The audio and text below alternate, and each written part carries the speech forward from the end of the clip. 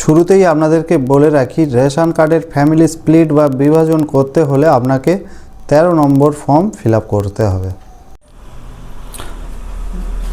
যারা আপনারা অনলাইনের কাজ করছেন, অনেকে ভাবছেন যে রেশন কার্ডের ফ্যামিলি স্প্লিট করবেন বা বিভাজন করবেন। সেক্ষেত্রে আপনাদেরকে বলে রাখি, কয়েকটা বিষয় মাথায় রাখতে হবে।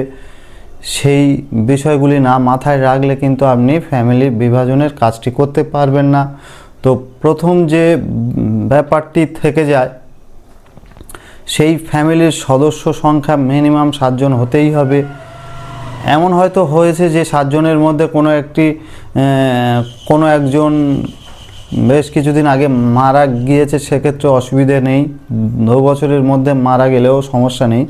তো আর কি ব্যাপার আছে না, যদি এমন হয়ে থাকে 4 নম্বর ফর্ম ফিল আপের মাধ্যমে কোনো যদি নতুন সদস্য যুক্ত হয় এবং 14 নম্বর ফর্ম ফিল আপের মাধ্যমে যদি বা কোনো সদস্য ওই ফ্যামিলিতে সংযুক্ত হয় এবং সেটি 2 বছরের মধ্যে, তাহলে কিন্তু আপনি সেই ফ্যামিলির সদস্যদের স্প্লিট করে আলাদা ফ্যামিলি তৈরি করতে পারবেন না। এটুকু আপনাকে পরিষ্কারভাবে মাথায় রাখতে হবে।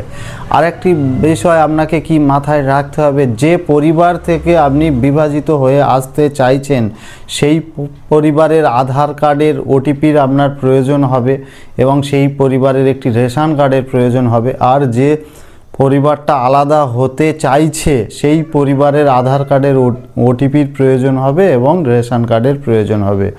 আর সমস্ত প্রক্রিয়া শেষ করার পরে যে ফ্যামিলি থেকে আপনি বিভাজিত হয়ে চলে আসছেন সেই ফ্যামিলির আধার কার্ড, রেশন কার্ড এবং যে পরিবার বিভাজিত হলো সেই ফ্যামিলির আধার কার্ড, রেশন কার্ডকে জেপিজি ফরম্যাটে 300 কেবির মধ্যে আপনাকে একসাথে মার্জ ফাইল করে আপলোড করতে হবে।